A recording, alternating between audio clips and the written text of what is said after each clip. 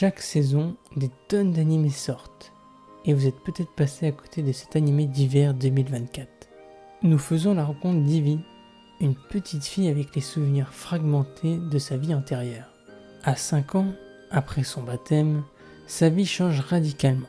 Vivant dans un village reculé, Ivy est rejetée par tous, y compris ses parents, à cause de sa compétence notée à 0 étoile. Dans ce monde, les étoiles représentent la valeur des compétences.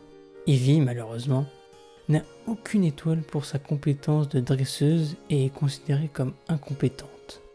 N'étant rien d'autre qu'un boulet pour le village, elle subit le harcèlement et est rejetée par sa propre famille. Elle est vue comme un signe de mauvais augure pour tous. Recueillie par l'oracle du village qui la protège malgré son exclusion, Ivy doit survivre seule dans la forêt. Mais lorsque le maire organise une chasse pour la capturer, elle s'enfuit et commence son périple pour rejoindre un village près de la capitale du pays. Sur son chemin, Ivy doit survivre seule au danger, mais elle rencontre un slime, le plus faible de tous. Se voyant en lui, elle décide de l'adopter et de le dresser. Elle le nomma Sora, son premier ami et le seul à connaître son passé.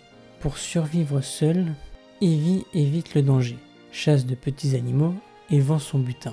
Elle récupère aussi des objets dans les décharges des villes et villages, notamment des fioles de soins périmées ou entamées afin de se soigner. Malgré sa pauvreté, Ivy et Sora sont heureux, mais doivent rester discrets pour ne pas attirer l'attention. Continuera-t-elle son périple et atteindra-t-elle sa destination alors que son village la considère comme une fugitive? Et surtout, peut-elle survivre seule avec le slime le plus fragile au monde?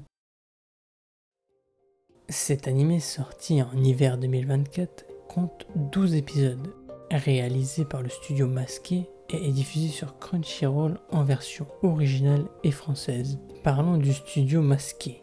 Seijaku Tamer est le premier animé du studio et le résultat est impressionnant. Les visuels, l'animation, les voix et les musiques sont de haute qualité. Ce n'est pas leur premier projet cependant. Ils ont également animé la musique Let You Down pour Cyberpunk Edge Runner, ce qui était également incroyable, malgré la courte durée de ce clip. Ils ont tout de même réussi à maintenir la même qualité sur les 12 épisodes de l'animé, sans relâchement, même sur les derniers épisodes. La mise en scène est incroyable et parfaitement gérée. Le seul point faible serait les souvenirs fragmentés qui ne servent vraiment qu'à débloquer des situations ou faire rire, et n'ont pour l'instant pas d'importance majeure dans l'anime. Et surtout, on ne sait rien de sa vie antérieure. Mais je vous conseille d'aller voir cet animé. L'histoire est remplie d'intrigues et montre le développement d'Ivy au fur et à mesure de son voyage. Chaque événement la rend plus forte et plus mature malgré son jeune âge.